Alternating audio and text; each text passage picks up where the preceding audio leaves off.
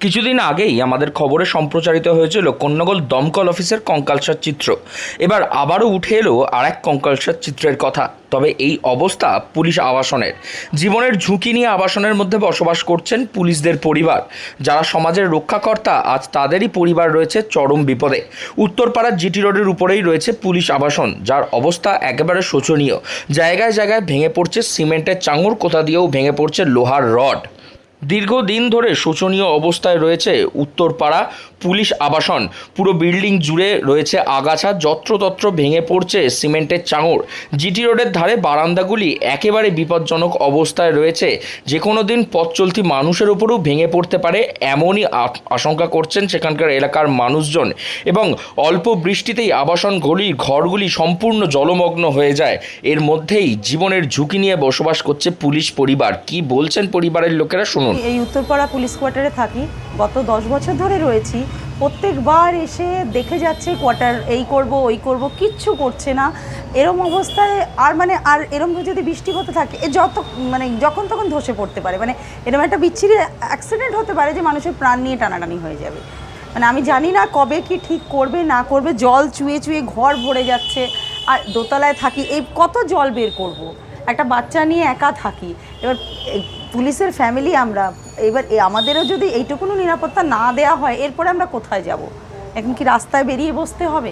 এইটুকুনো বারবার আমার সরকারের কাছে নিবেদন, প্লিজ আপনারা একটু দেখুন। বারান্দাটা যাও একটু ছিল, ভেঙে দিয়ে চলে গেল যে ঠিক করবে বলে। আমাদের প্রত্যেক বছর এই আশ্বাসন দেওয়া হয় যে যে আমরা ঠিক করব, কিন্তু কোনো বছর কিচ্ছু করছে না, কিচ্ছু না।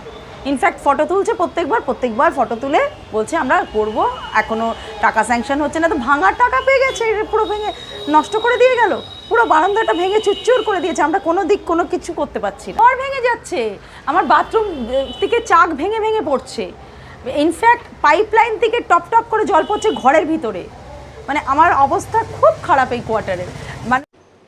সমাজের রক্ষাকর্তা যারা দিন রাত এক করে আইন প্রশাসনকে সঠিক রাখতে কাজ করে চলেছেন, আজ তাদেরই পরিবার বসবাস করছে জীবনের ঝুঁকি নিয়ে।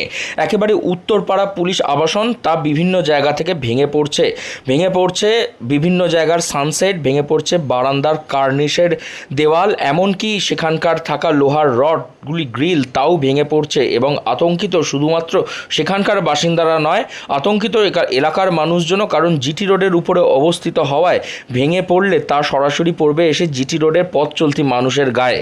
এখন ব্যাপারটা হচ্ছে এইটা সত্যি আমার দাদা উদয় মুখার্জি যখন সার্বিদার গুপ্তের নেতৃত্বে এই মিউনিসিপালিটি পরিচালিত হতো, আমাদের দেখায় বেশ কয়েক বছর আগে যখন হয় তখন খুব সুন্দর হয়েছিল। কিন্তু বর্তমানে আপনার সাথে আমিও সহমত প্রকাশ করছি এই জন্যে যে যারা নিরাপত্তা দেয় পুলিশ কর্মীরা, রাত্রি 2টো, 3টে, 4টের সময় তারা ছুটে যাচ্ছে টোল টাকা ধরতে, ক্রাইম আটকাবার জন্য। তাদের এই ভগ্ন দশা, ওই যে পুলিশ কোয়ার্টারটা, ওটাকে ইমিডিয়েট রিপেয়ার না করলে তাদের জীবনহানি হবার চান্স আছে।